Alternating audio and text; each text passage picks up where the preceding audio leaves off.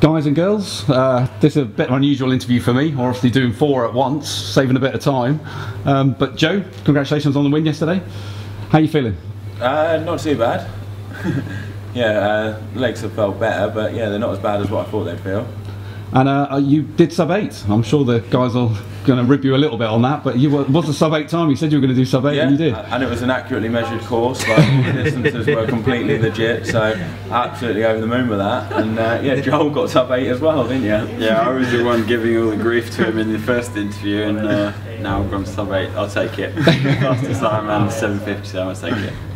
Obviously the swim was shortened. I know you were very happy in the morning, Joel. Yeah, I think I could see him grinning, yeah. I got some abuse from the age groupers who were desperate to do their first Ironman, and I let out a massive yelp of excitement when the announcement came, and got a few disapproving looks, but no, it was good. I actually swam quite well as well, considering as well. And Stephen, you led the swim? Yeah, it was a fun swim, going through those waves. And was there a current? It seemed that quite a lot of athletes were being pulled.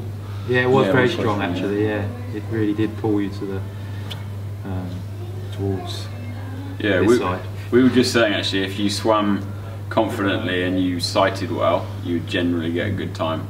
Most people were getting dragged away and having to swim extra, so it was fun. And Misha, you were first lady out the swim. You were 6th in the swim, so obviously a good swim for you. Yeah, it was. I was a little bit scared at the start, but yeah, then I tried to do my best, and it was fun. Yeah, but I was also happy that it was shortened because it was very exhausting. Yeah, it did look pretty hairy out there, I must admit. So Joe, you obviously then you're riding not in a group but closest together on the bike, but you pulled away near the end of the bike. Yeah, I just put a bit of a dig in because I didn't fancy running with them too, so I thought I've got to try and get away from them, and luckily I managed to. And guys, you let him go? Not by choice, yeah. I mean, he was riding very strong. So how did I actually get away then, like on that round route? Did one of you try and close it down then? Like? We did try. We rode very fast down that downhill. I think we were both a bit tired. Being brutally honest, I was soft tapping every time I went to the front, just because I knew that if someone went, I wasn't going to be able to respond. I wasn't sure how much effort you were putting in, because when you were on the front, I was thinking, is he going slower than the effort I'm putting in or not? And I didn't know. I thought he looked alright. Being honest, these two, every time they did a turn, they were going quicker than I was, and I knew it, and so it was a matter of time. And I'm quite thankful he left it to 20 miles to go. I wish I'd have known that earlier. and also, I felt really bad because I did maybe one really short turn and then just said I can't come through to Stephen. He dropped me twice and I managed to get back on, but it was also a disapproving look round going, are you going to do any work? I literally couldn't. So yeah, it was fun. And the bike course, there was a lot of talk. Some people said they thought the bike course was going to be very hard, others thought it was going to be quite easy. I mean, how did you find the bike course? It was slower. I thought it was personally slower than what I'd had about it, and I thought it might be a bit quicker, but yeah, from just what I'd heard from all the other athletes who'd rode, I thought it was going to be a bit faster. And there was the climbs were the first half for the bike? Yeah.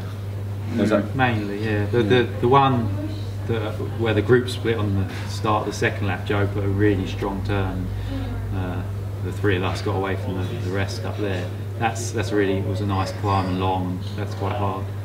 And I think the course is very British. You know, it's just like riding around lots of British roads, lots of twists and turns, and some narrow bits and wide bits. But I liked it. Yeah. But yeah, it's not. I don't think it's a fast course. But it's a nice course. I'd call it gritty, probably. Yeah. Like the road surfaces, some of it was nice, some of it was uneven, some of it was bumpy. Yeah, there was a fast stretch coming back in, which helped having a tailwind. Yeah. But otherwise, it was just a pretty honest course.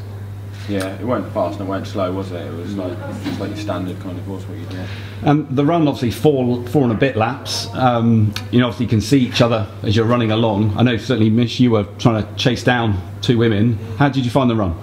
Yeah, it was cool with all the people around and the cheering, and yeah, I really enjoyed it. Yeah, a marathon is always hard, so I was very happy to come to the finish line. And you could see the leading women as they came back and forwards, and yeah, I saw them, and I saw that they were not too much in front, and I tried all to catch them, but I got some stomach problems, and yeah, it was really tough. But I'm very happy to make the 3rd place. And Joe, obviously you've got a bit of a lead coming off the bike. You've just looked to hang on to that and put as much as you could in. Yeah, well, I thought my plan was just to start off a bit harder than what I would try and hold, just to deter them from trying to catch me. And because I knew if they, like I was saying to them just a little while ago, that if they'd have started, took a minute out of me in the first time split, then that would have really encouraged them. So I wanted to try and at least hold the gap, and then you kind of get a check every time you're at the out and back, but you're never really too sure, because anything can happen. You can cramp up or something. If you cramp up, you lose 6 minutes in no time at all. So yeah, you're never really too sure. I mean, you can tell you're in a good position, but yeah, it's never over until literally the line. And without getting too in depth, is there any eye contact, any conversations? Did you pass each other? No, I was having a good look, see what he looked like, and early on I thought we had a chance, and I tried to push, but the gap didn't come down at all. And after that, my legs were not too happy, and then I think we lost much chance of catching Leslie yet had some major problems. I think it was pretty good tactics, because like you said, if he dropped a minute in the first lap, I would have been chomping at the bit for the whole run, thinking I've got a chance. And usually I am, because I, in a way, I thrive on chasing. The fact that it went from 3-minute gap to 6 minute in 2 laps, I was almost like, Joe's gone.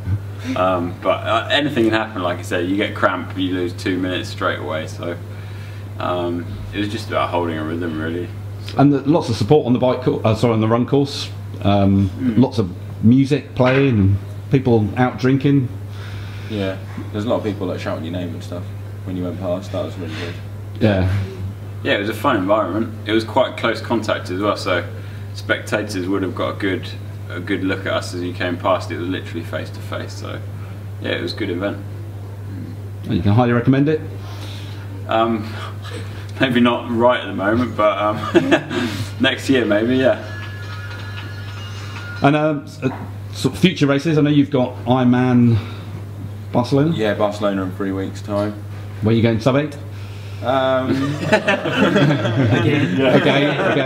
I've done it once now, so no, I'll just go in that one for a decent position and see what happens with the time. But I'm not going to chase the time there, because I'd rather get a good position than chase the time and end up coming nowhere or blowing up. So yeah, I don't think it would happen, but I'm just going to go for, if I get on the podium, I'll be well chuffed. So that's what I'll go for. We wish you all the best for that. And Michi, you're next. Well, first of all, I will try to recover from this race. It was my 2nd long distance, and probably another half distance this year. But yeah, then I think it was fine for the season. Stephen? At the moment, all that's planned is Ocean Lava in Lanzarote, and maybe Ironman Cozumel in December. And I'll see if anything works in between Ocean Lava now. John? These guys are making me feel tired talking about more races. Barcelona, Joel. I had a small thought of doing Barcelona a few weeks ago, and to be honest, it's just been a struggle getting here, motivated to race, and you can't race Ironman races without being hungry to win, so I need a break really. So it'll be 2 weeks completely nothing, and then 2 weeks of some form of exercise, surfing, walking, whatever.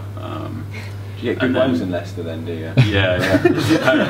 Leicester's good for surf. Have a bit of a break. That's an exclusive, definitely. But then, yeah, refresh my body and my mind, so, yeah. Well, it's been great talking to you. It's been lots of fun, and it's great to have 2 sub-8s in our presence. Yeah, and wish you all the best. Look forward to seeing you race again. Cheers. Thank you.